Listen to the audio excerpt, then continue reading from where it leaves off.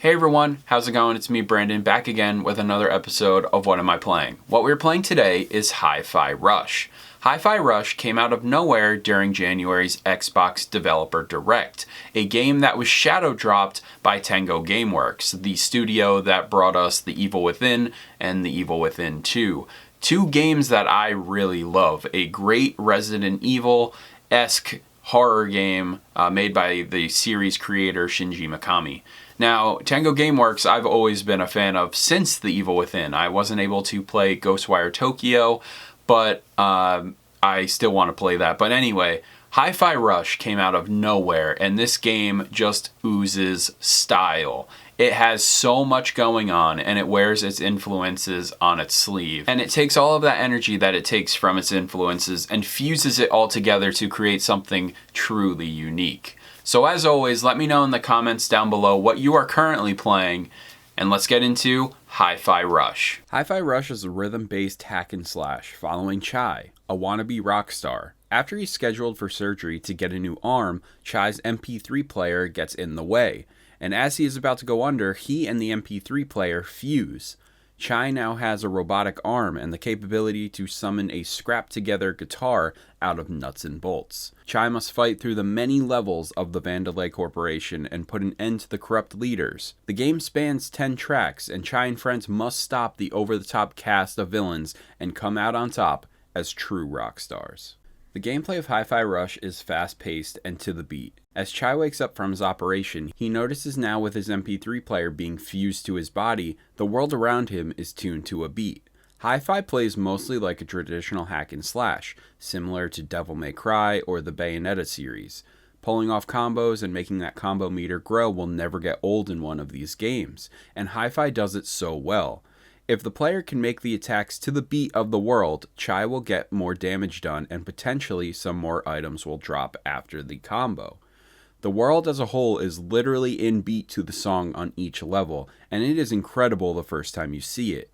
Getting to learn the new combos I've just purchased at the store and letting the songs on each level take over me so I can feel that beat is something I don't think I've ever experienced in a game quite like Hi-Fi Rush before. As the game progresses, Chai meets the new members of his band, and you can each call them in during combat to help assist and take down an enemy's defense.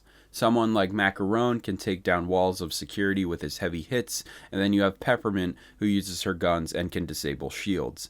There is an excellent balance of group work and combos that help you get through the Vandelay Corporation.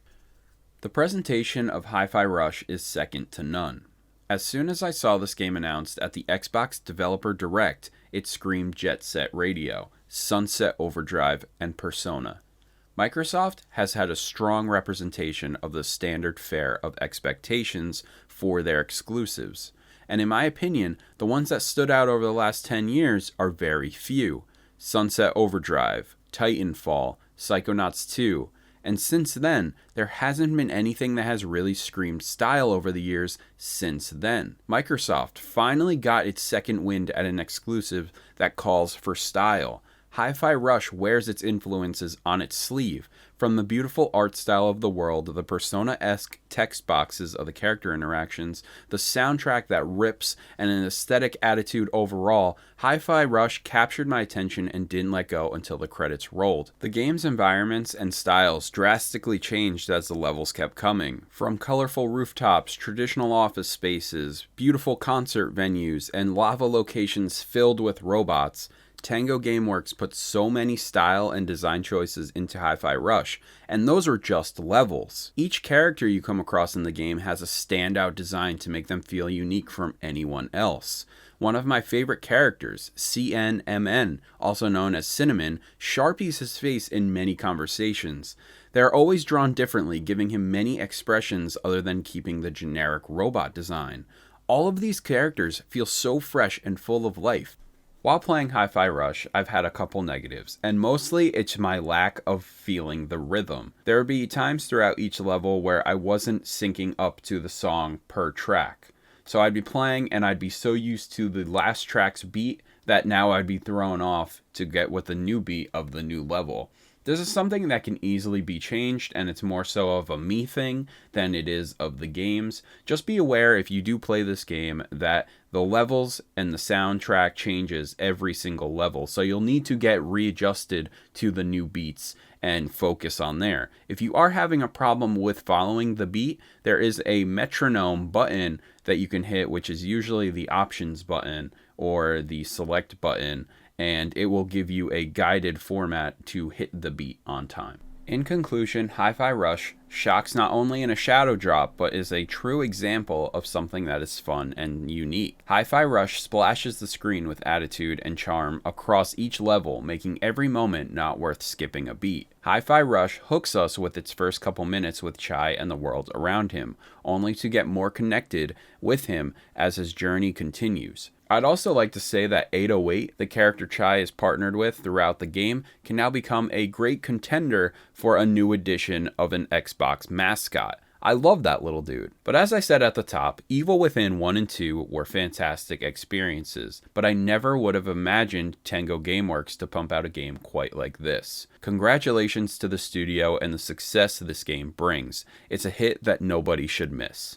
And that's it for this episode today. I really hope you enjoyed it. Hi-Fi Rush really surprised me, as a lot of games do, but it just felt so refreshing and charming to play a new game that comes out of nowhere. We don't expect it. We don't know anything of it. It's a shorter game, which I personally prefer, and it has so much style and substance that makes the game such an enjoyable experience.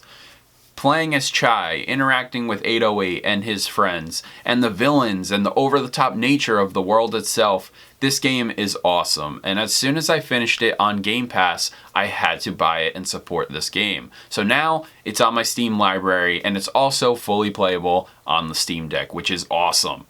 But that is it. Hi-Fi Rush, and an awesome game, an incredible experience in my opinion. Please let me know down in the comments if you are also playing Hi-Fi Rush. If you did play it, let me know who your favorite character is. As always, my name is Brandon, and I will see you all next time.